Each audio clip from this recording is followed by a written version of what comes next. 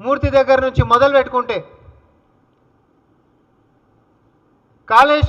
కాళేశ్వరానికి సంబంధించినటువంటి దాని అంశంలో కొట్లాడుతున్నటువంటి న్యాయవాది సంజీవ్ రెడ్డి మరణమైన, లేకపోతే మొన్న చనిపోయినటువంటి కేదార్ సెల్గం శెట్టి అయినా, ఈ అన్ని అంశాల్లో కూడా మరి రాజలింగమూర్తి హత్యకి గురైతే క్షేత్రస్థాయిలో బీఆర్ఎస్ పార్టీకి సంబంధించినటువంటి నాయకులు ఆ కేసులో ఉన్నారు. ఎవరి మీద కొట్లాడుతుండు?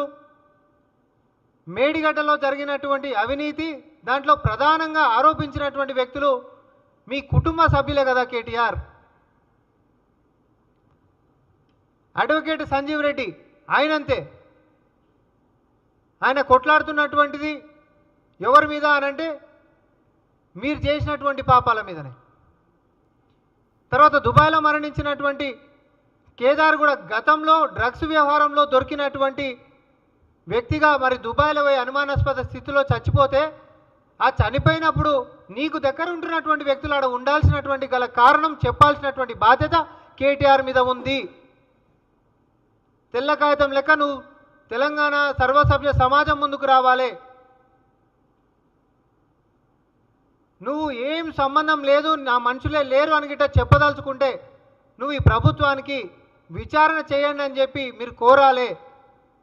కోరని ఎడల అనుమానాలు బలంగా మరి మీ మీద ప్రజలు అనేక రకాలుగా అనుకోవడానికి కూడా ఆస్కారం ఉంటుంది. కాబట్టి మీకు ఎట్లాంటి సంబంధం లేదు, మీ వ్యక్తులకు ఎట్లాంటి సంబంధం లేదు, అసలు అక్కడ మరణానికి అక్కడ ఉంటున్నటువంటి చుట్టుముట్టు వ్యక్తుల్లో కూడా మీకు సంబంధించినటువంటి వాళ్ళు లేరు అనేటటువంటి స్పష్టతని కేటీఆర్ స్వయంగా మీడియా ముఖంగా వచ్చి చెప్పాలి. మొదటి ప్రశ్న నేను ఒకటే అడిగిన, చనిపోయినటువంటి కేదార్ కేటీఆర్కి పరిచయమా కాదా? కేదార్ చనిపోయినప్పుడు కేటీఆర్ నమ్మిన బంటు లెక్క ఆయన పార్టీ నాయకుడు అక్కడ ఉండా లేదా? తర్వాత వాళ్ళందరూ కూడా మరి చచ్చిపోయి ఇన్ని రోజులు అవుతుంది, మరి ఉండాల్సిన వాళ్ళు ఉన్నారా, లేకపోతే దుబాయ్కేంచి అబుదాబి, ఆడికేంచి ముంబైకేంచి హైదరాబాదో ఎక్కడో అక్కడ దిక్కులు చూసుకొని వెళ్ళిపోయారా అనేటటువంటి దాని గురించి నేనేడో మాట్లాడతలేను.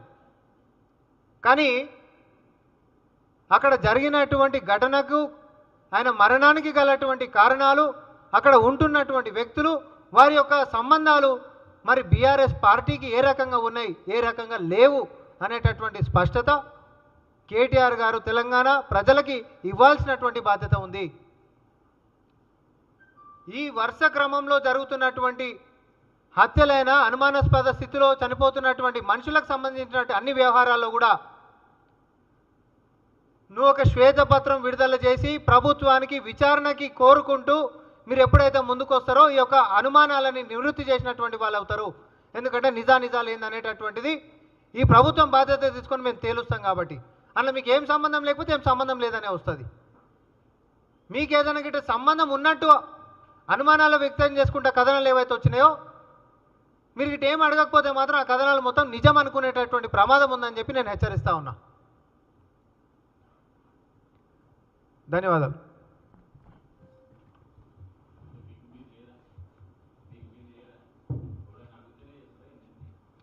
అంటే ఇప్పుడు కేటీఆర్ అడగాలి, ఎందుకంటే చిన్నదానికి పెద్దదానికి విచారణ అడిగే అలవాటు ఆయనకు ఉంది కాబట్టి అడగాలి. ఎందుకంటే ఆయన చిత్తశుద్ధిని ప్రకటించుకోవాలి.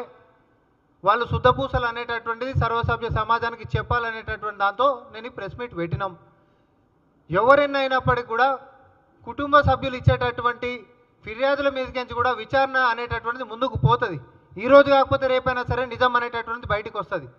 కానీ కనీసం ఇప్పటిదాకా కూడా కేటీఆర్ దీని మీద ఎందుకు స్పందించలేదు, ఎందుకు ఖండించలేదని అంటున్నాం.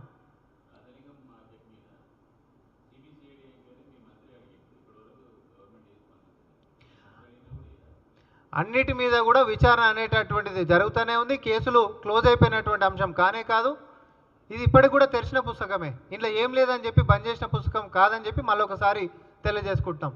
తప్పు ఎవరు చేసినప్పటికీ కూడా తప్పించుకునేటటువంటి పరిస్థితి ఉండదు. కానీ తప్పు చేయలేదనేటటువంటిది మాత్రం బయటికి వచ్చి నిజాయితీగా విచారణ చేయండి అనేటటువంటి విజ్ఞప్తితో మీకుంటున్నటువంటి ఆ యొక్క తప్పు లేదనేటటువంటి సందేశాన్ని ఇవ్వాల్సిందిగా మేము కోరుకుంటాం. ధన్యవాదాలు.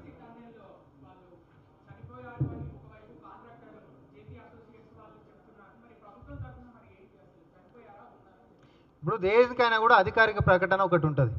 అధికార ప్రకటన వచ్చేంత వరకు కూడా మనకు ఎందుకంటే ప్రాణాలతో కూడుకున్నటువంటి విషయం కాబట్టి మనం సొంతంగా